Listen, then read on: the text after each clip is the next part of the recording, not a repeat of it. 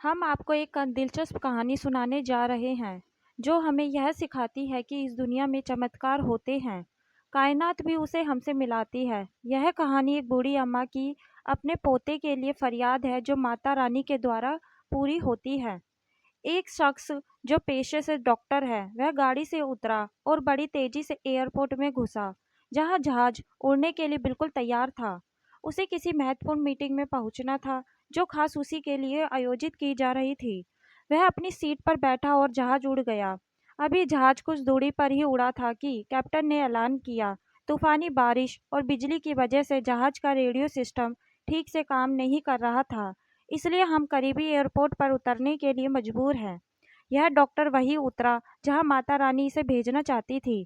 जहाज के उतरते ही अब वो डॉक्टर बाहर निकला और कैप्टन से शिकायत करने लगा कि उसका एक एक मिनट बहुत कीमती है और होने वाली मीटिंग में उसका पहुंचना बहुत ज़रूरी है।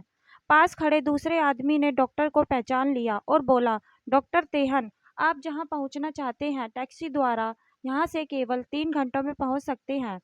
डॉक्टर ने उस आदमी को धन्यवाद बोला और टैक्सी लेकर बाहर निकल पड़ा। लेकिन यह क्या, आंधी तूफान और मूसलाधार बारिश ने गाड़ी का चलना मुश्किल कर दिया। फिर भी ड्राइवर गाड़ी चलाता रहा। अचानक ड्राइवर को महसूस हुआ कि वह रास्ता भूल गया है।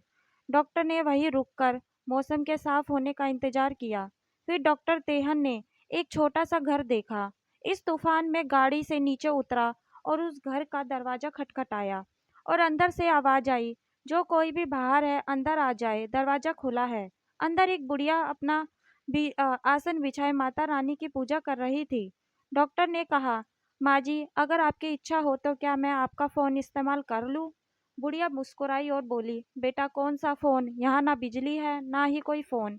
लेकिन तुम बैठो, सामने चरना अमृत रखा है, पी लो, थकान दूर हो जाएगी। उसके बाद खाने के लिए फल भी मिल जाएंगे, खा लो ताकि आगे आगे सफ़र के लिए कुछ शक्ति आ जाए तुम्हें।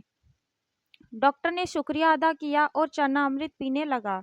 बुढ़िया अम्मा अपनी पूजा पाठ में फिर से खो गई थी कि डॉक्टर की नज़र उनके बगल में पड़ी एक बच्चे के कंबल में लेटा हुआ देखा, जिसे बुढ़िया थोड़ी थोड़ी देर में हिला रही थी।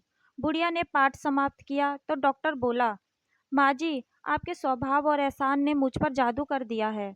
आप मेरे लिए भी दुआ कर दीजिए, यह मौसम साफ हो जाए और मुझे उम्मीद है कि आपकी दुआएं जरूर कबूल होती होंगी। बुढ़िया बोली, नहीं बेटा, ऐसी कोई बात नहीं, तुम मेरे अतिथि हो और अतिथि की सेवा ईश्वर का आदेश होता है।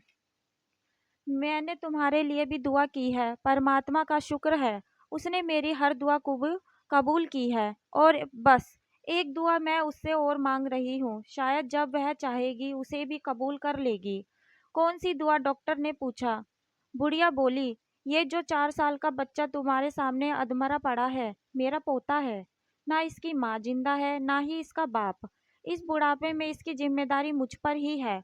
डॉक्टर कहते हैं इसे कोई खतरनाक बीमारी है जिसका वो इलाज नहीं कर सकते। वो कहते हैं कि एक नामवर डॉक्टर है। क्या नाम बताया था उसका? डॉक्टर, याद आया, डॉक्टर त्रेहन। वह इसका ऑपरेशन कर सकता है। लेकिन मैं बुढ़िया कहाँ उस डॉक्टर तक पहुँच सकती हूँ? बच्चे को लेकर जाऊं भी तो पता नहीं वह देखने के लिए राजी भी होगा या नहीं। अब बस माता रानी से यही मांग रही हूँ कि मुश्किल आसान कर दे। डॉक्टर की आंखों से आंसुओं का सैलाब बह निकला। वह धीमी आवाज से बोला कि माता जी, आपकी दुआ ने हवाई जहाज को नीचे उतार दिया, आसमान में बिजली कड़का दी और मुझे रास्ता भुलवा दिया ताकि मैं यहाँ तक खींचा चला जाऊं। हे भगवान, मुझे यकीन ही नहीं हो रहा कि माता रानी एक दुआ कबूल करने के लिए अपने भक्तों की इस तरह भी मदद कर सकती है। दोस्तों, वह ईश्वर सर्वशक्तिमान है। जहाँ इंसान बेबस हो जाता है वहीं से उसकी परम कृपा शुरू होती है। यदि इस कहानी ने आपका दिल छू लिया हो तो लाइक शेयर अवश्य करें और ऐसी ही सुंदर वीडियो के लिए हमारा पेज जरूर फॉलो करें। धन्यवाद। जय माता दी।